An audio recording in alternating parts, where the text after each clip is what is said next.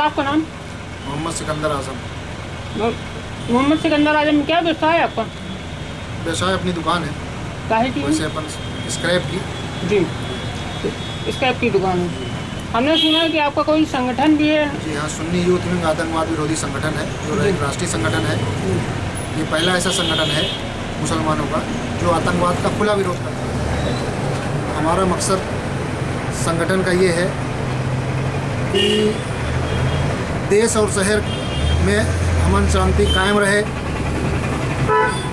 आतंकवादी गतिविधियों में लिप्त किसी भी धर्म, किसी भी जाति विशेष का कोई वो नहीं है। जो भी लोग इससे रिलेटेड हों, हम उन पर काम करते हैं और इस विचारधारा को ख़त्म करने की मुहिम चलाई है।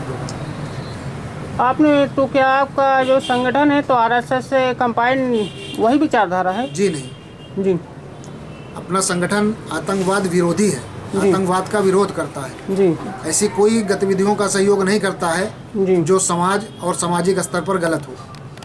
तो अभी जैसे 2 महीने लॉकडाउन चला तो आपके संस्था की तरफ से गरीबों के लिए क्या उपलब्ध हुआ? अपने यहाँ से भोजन गरीबों को कराया जा रहा था डेली, जी, 200 से 250 लोगों का। जी, गल्ला लगभग कितने लोगों को पहुँचाया गया आपके उसमें से? गल्ला भी हमारे बहुत से साथियों ने जो है वो मिलकर पहुँचाया है। उसमें करीब समथिंग जो है 300-400 लोगों को गल्ला भी पहुँचाया है। जी। तो सर आपके अध्यक्ष महोदय कहाँ बैठते हैं? राष्ट्रीय अध्यक्ष हमारे मोहम्मद वसीम अशरफी साहब हैं हाजी, जो बॉम्बे में बैठते हैं। जी, उनके अलावा और राष्ट्रीय महासचिव हैं हमारे मंजूर रजा कादरी साहब सिवनी से। जी, जी, मैं राष्ट्रीय सचिव जी, सुन्नी यूथ। तो सर ये संगठन चलाने के लिए पैसे की भी जरूरत पड़ती है, तो इसमें कहाँ से सहयोग आता है आपका? अभी तो सहयोग अपना ही चल रहा है। आप ही का चल रहा है? शासन की तरफ से कोई? शासन की तरफ से कोई ऐसी मदद नहीं है अपने साथ। जी, अपन समाज से ही जुड़ करके अपने लोग जो जुड़े हुए हैं संगठन में लोग हैं जहाँ, अभी वैसे ही काम चल रहा है। तो सर जो 2 महीने लॉकडाउन हुआ तो क्या प्रशासन ने सही किया इसके लिए? अब चूँकि ये कोरोना महामारी जिस तरीके से फैली हुई है उस हिसाब से तो लॉकडाउन होना ज़रूरी था, लेकिन लॉकडाउन ज़रूरी था उसके साथ साथ ये था कि आज गरीब, असहाय, निचले तबके के जो लोग हैं भुखमरी की कगार पर, शासन को उनकी उस स्तर पर व्यवस्था भी करनी चाहिए पहले, उसके बाद लॉकडाउन करना चाहिए था। बहुत लोग तो ऐसा हुआ कि 8-8, 900 किलोमीटर पैदल चले मर गए, तो उनके परिवार को मुआवजा देने चाहिए शासन को। अब चूँकि देखिए क्या है, इस महामारी के दौर में मुआवजे की बात तो नहीं कर सकते हम, लेकिन फिर भी है कि एक सहायता उनको देनी चाहिए जिससे उनका घर सुचारू रूप से परिवार चल सके।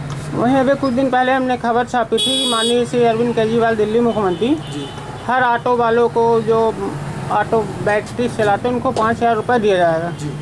तो सर ये बताइए कि जो आम लोग हैं, ऑर्डनरी काम करते तो उनके लिए क्या मुख्यमंत्री महोदय से आपने कुछ अपील की? इसके पहले कांग्रेस गवर्नमेंट थी, फिर बीजेपी गवर्नमेंट आ गई।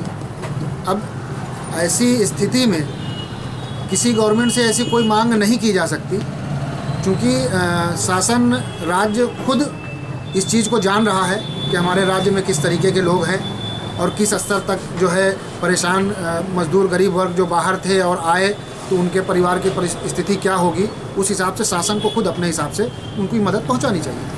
तो सर जैसे लॉकडाउन 3 है तो लॉकडाउन 3 में आप जनता को कुछ मैसेज देना चाहेंगे समाज को? लॉकडाउन में जनता को मैसेज हम ये देना चाहेंगे, शासन प्रशासन की जो गाइडलाइन है, दुकानदार भाइयों को भी ये कहना चाहेंगे कि उस शासन की गाइडलाइन का पालन करें, सोशल डिस्टेंसिंग का भरपूर पालन करें, ताकि अपने और अपने परिवार और अपने शहर को स्वस्थ रखें और ताकि इस महामारी से मुक्त हो सके।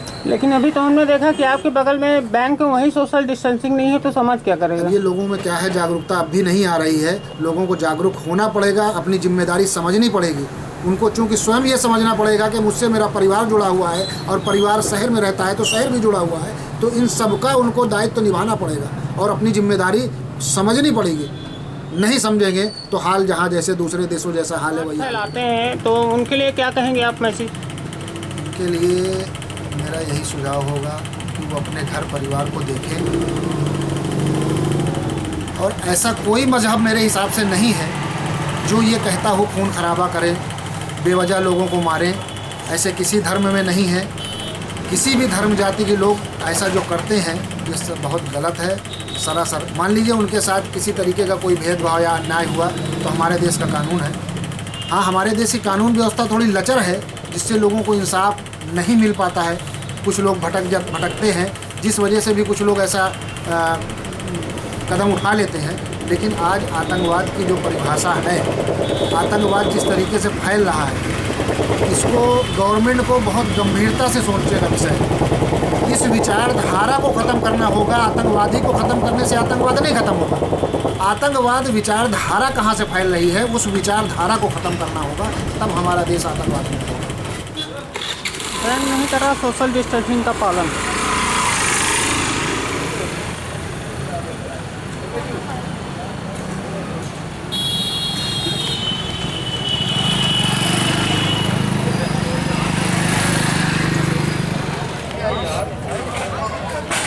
नई गाड़ी वाले लोग लाइन लगा लीजिए, बाकी लोग थोड़ा साइड हो जाइए।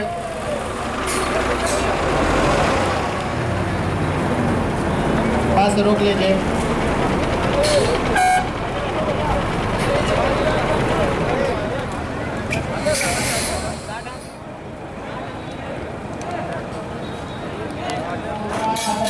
पटेरा पटाख वाले व्यक्ति लाइन लगा लीजिए, आराम से रहिए, मास्क लगाइए। 10 नंबर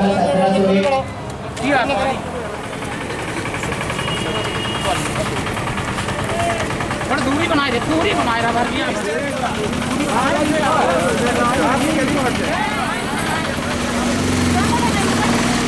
पंडित जी, जो खाने की व्यवस्था है सरकार की तरफ से कि प्राइवेट है? इसमें जो फूडिंग है वो रेड क्रॉस से मिल रही है, तो कच्चा अनाज है, सेंट्रल किचन में बनता है। और हमारे लगभग 50 साथी हैं जो खाना पहुंचाते हैं, वो निजी वाहनों के और निजी तरीके से। ये जो खाना पीना हो रहा है, ये जो खाना पीना हो रहा है, फरहीन मैडम हमारी जो SDM हैं उनके इंस्ट्रक्शन से हो रहा है और मुकेश एंगल सर की टीम लगी हुई है इसमें। अभी तक कितने लोगों को खाना वितरित हो चुका है? जी, अभी तक तो जब से मातंड स्कूल में ये बाहर के मजदूर आ रहे हैं, लगातार हम डेली करीबन 2500-3000 का खाना पहुंचा रहे हैं। मतलब कितने दिन से लगा है आपको ये स्टॉल? ये करीबन 8-9 दिन हो गए। 8-9 दिन हो गए। जी बिल्कुल, हम यहाँ भी खाना पहुँचा रहे हैं। और जो रेलवे स्टेशन पर बाहर से मजदूर आए हैं, जैसे अभी परसों आए थे करीबन 1500 की संख्या में, आज भी 1500 की संख्या में आ रहे हैं, उनके फूड की पैकेट की व्यवस्था हम लोग करवा रहे हैं सेंट्रल किचन के।